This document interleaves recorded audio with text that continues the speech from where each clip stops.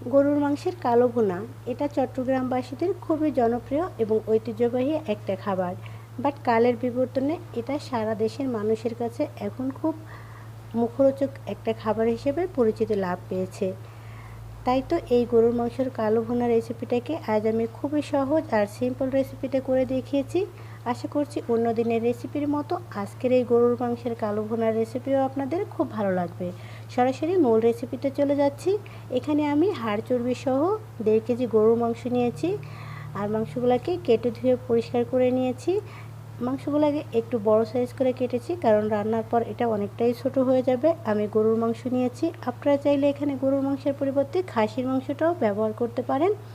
আর আজকের এই কালো ভুনা তৈরি করার জন্য আমি এখানে রাঁধুনি রেডিমিক্স মশলার প্যাকেট ইউজ করেছি। এর মধ্যে 2টা প্যাকেট থাকে, একটা গ্রিন প্যাকেট মানে গ্রিন কালারের প্যাকেট আর একটা হচ্ছে রেড কালারের প্যাকেট। গ্রিন কালারের প্যাকেটটাকে রান্নার প্রথমে মানে মাংসটা মাখানোর সময় ব্যবহার করতে হয়, আর রেড কালারের প্যাকেট মানে ছোট প্যাকেটটাকে রান্নার লাস্টে ব্যবহার করতে হয়।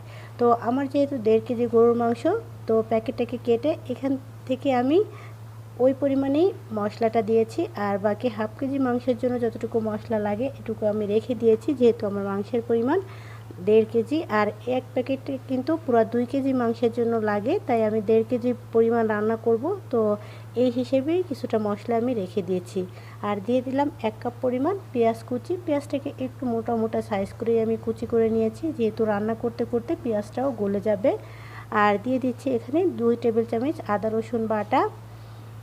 দিয়ে দিচ্ছি এখানে ঝালের জন্য হাফ টেবিল চামচ পরিমাণ মানে 1 চা চামচ পরিমাণ লাল মরিচের গুঁড়া। দিয়ে দিচ্ছি স্বাদ মতো লবণ। যদিও প্যাকেটের গায়ে লেখা আছে এসব মশলা ইউজ করতে হবে না, বাট প্যাকেট মশলায় ঝালের পরিমাণটা একটু কম থাকে, তাই ঝালটা ব্যবহার করেছি আমি। আর এখানে দিয়ে দিচ্ছি 1 টেবিল চামচ পরিমাণ টমেটো সস, আর দিয়ে দিচ্ছি 1 টেবিল চামচ পরিমাণ সয়া সস। এই টমেটো সস এবং সয়া সসটাকে কিন্তু কোনোভাবেই স্কিপ করা যাবে না, তাহলে মাংসের টেস্টটা এতটা বেশি ভালো আসবে না। আর প্যাকেট মশলার ভিতরে কিন্তু লবণের পরিমাণটাও দেওয়া থাকে, তাই লবণের পরিমাণটা একটু বুঝে শুনে দিতে হবে। আর এখানে দিয়ে দিলাম আমি 1 কাপ পরিমাণ রাঁধুনি খাঁটি সরিষার তেল।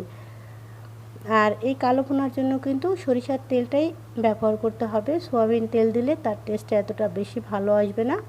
এবার ভালো করে মেখে নিচ্ছি। মেখে নিয়ে এখানে খুবই সামান্য পরিমাণ একটু পানি দিয়ে দিচ্ছি, যেহেতু মাংসটা চুলায় দিলে অনেকটাই পানি উঠে যাবে, তাই পানির পরিমাণটা খুবই সামান্য একটু দিয়েছি। তো এবার এটাকে আমি চুলায় বসিয়ে দিয়েছি, আর চুলায় বসিয়ে কিন্তু দেওয়ার পরে এটা অনেকটাই বলক চলে এসেছে, মানে জাল উঠে এসেছে। তো জাল উঠে আসার পরে এখন এটাকে আমি নাড়াচাড়া করে উলট পালট করে দিচ্ছি, মানে খুব ভালো করে নাড়াচাড়া করে মিশিয়ে নিচ্ছি। এবার এটাকে আমি ঢেকে দেব, আর কিছুটা সময় পরে প্রায় 15 মিনিট পরে আমি ঢাকনাটাকে খুলে নিয়েছি। আর দেখতেই পাচ্ছেন অনেকটা পানি উঠে এসেছে, আর এই পানিতেই কিন্তু আমার পুরো মাংসটাই সিদ্ধ হয়ে যাবে। যেহেতু মালয়েশিয়ার গরুর মাংসগুলো খুবই কচি গরুর মাংস থাকে, আর এটা সিদ্ধ হতে খুব বেশি সময় লাগে না, তো তাই আমার এক্সট্রা পানির প্রয়োজন হয়নি। যদি আপনাদের গরুর মাংসটা একটু মানে সিদ্ধ হতে সময় লাগে তাহলে কিন্তু কিছুটা পানি অ্যাড করতে পারেন, কিন্তু আমাকে আর এক্সট্রা পানি অ্যাড করতে হয়নি। তো পুরোপুরি পানিটা শুকিয়ে আসার পরে আমি কিন্তু ফিরে আসব।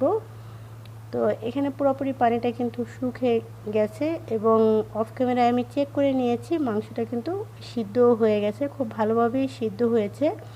এখন কিন্তু অনবরত নাড়াচাড়া করে এই বাকি যে পানিটা আছে হালকা হালকা একটু, এটাকেও শুকিয়ে নিতে হবে। আর এই সময়টাতে কিন্তু অবশ্যই অনবরত নাড়াচাড়ার উপরে রাখতে হবে, অথবা একটু পরে পরেই নেড়ে দিতে হবে, না হলে কিন্তু নিচে থেকে লেগে যাবে আর মাংসের টেস্টটা এবং কালারটা দুটোই নষ্ট হয়ে যাবে।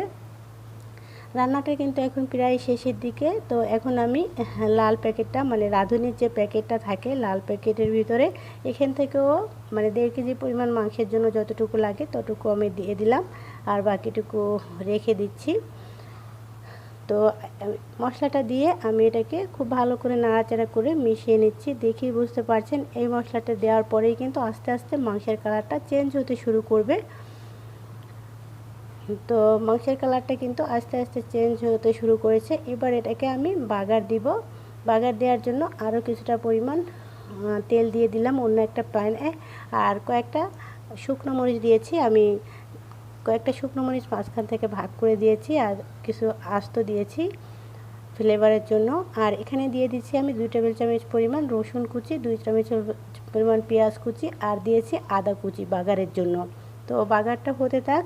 আর এই ফাঁকে আমি বাগার দেওয়ার আগে এখানে কিছুটা কাঁচা পেঁয়াজ দিয়ে দিয়েছি একটু মোটা মোটা সাইজ করে, এতে করে খেতে খুব ভালো লাগবে। আর একটু মিশিয়ে নিচ্ছি নাড়াচাড়া করে। আর এদিক দিয়ে বাগারটা কিন্তু মানে শাকটা আমার খুব ভালো করে ফ্রাই করা হয়ে গেছে। তো এখন এটাকেও দিয়ে আমি খুব ভালো করে মিশিয়ে নিব।